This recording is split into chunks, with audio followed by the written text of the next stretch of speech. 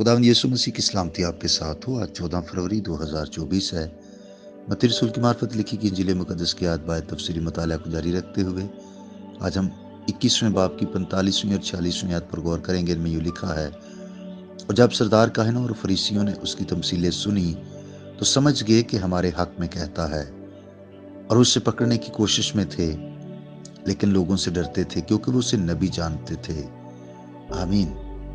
जब मसीह खुदावंद ने यह तमसील पेश की कि एक शख्स ने पाकिस्तान लगाया, बागबानों को ठेके पर दिया और बागबानों ने नौकरों के साथ बुरा सलूक किया जो फल लेने के लिए आए, किसी को बेइज्जत किया, किसी को मारा पीटा, किसी को कत्ल किया और आखिर बेटे को भी कत्ल किया। तो फरीसी और सरदार काहन समझ गए कि यह तमसील हमारे हक में है, लेकिन उन्होंने अपने इस गुनाह से तौबा नहीं की। आज भी बहुत सारे लोग जब गिरजाघर में बैठे खुदा के कलाम को सुनते हैं तो वो महसूस करते हैं कि ये पैगाम मेरी जिंदगी के लिए था। ये आवाज जो खुदा के कलाम की मुझ तक पहुंची है, ये तो मेरी जिंदगी पर लागू होती है। लेकिन वो अपने दिलों को मजीद सख्त करते हैं। वो अपने इस गुनाह से तौबा नहीं करते, बल्कि अक्सर औकात वो उस खादम के खिलाफ हो जाते हैं जो दयानतदारी से कलाम की सच्चाइयां बयान करता है। फरीसी और सरदार काहन भी ऐसा ही कर रहे थे।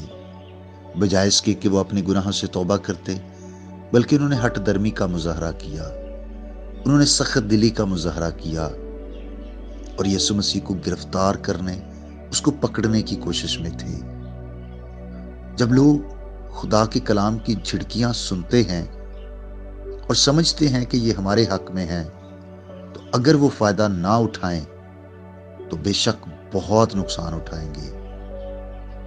वो मसीह को पकड़ने की हिम्मत ना कर सके क्योंकि लोगों से डरते थे।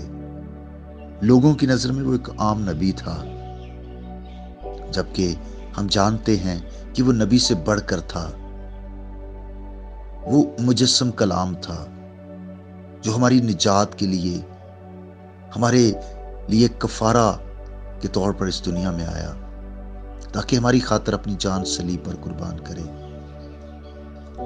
भाइयों और बहनों, आज हम अपने इर्द गिर्द देखते हैं बहुत सारे लोग वो यीशु मसीह को सिर्फ एक नबी समझते हैं। मैं और आप मसीह को क्या समझते हैं? सिर्फ एक नबी या अपना निजात दहिंदा? जरूर है कि हम उसे निजात दहिंदा के तौर पर जाने और उसकी कुदरत पर ईमान लाकर हमेशा उस पर भरोसा करें। गुनाहों की मुआफी के लिए उसके पास आएं और हमेशा की जिंदगी में दाखिल हो जाएं। खुदा आपके साथ हो। आइए हम दुआ करें। मेहरबान बाप, हम यीशु मसीह के नाम से तेरी हजूरी में आते हैं, झुकते हैं, तुझे मुबारक कहते और तेरी बड़ी शुक्रगुजारी करते हैं इस दिन, घड़ी और मौका के लिए जो तूने हमारी जिंदगियों में हमें अता किया है। मैं तेरा खादम होते हुए अपने भाइयों, बहनों, बुजुर्गों और बच्चों के लिए बरकत चाहता हूँ, सलामती की दुआ करता हूँ। हर तरह की रूहानी, माली, जिस्मानी, ख़ानदानी और तालीमी बरकतें इनको अता कर, काम में, कारोबार में, स्टडी में अपने लोगों को बरकत दे। ऐ खुदा बाप, ईमान में भी हमें और ज़्यादा मजबूत और पुख्ता कर। मेरी दुआ है खुदा, जो लोग आज के दिन में रोज़ा रखे हुए हैं, बख्श दे कि वो रस्मी रोज़ा ना रखें, वो दीनी फरीज़ा समझ कर नहीं, बल्कि तेरी कुर्बत और नज़दीकी को हासिल करने के लिए, तेरी खुशनुदी के लिए, जैसे तू चाहता है।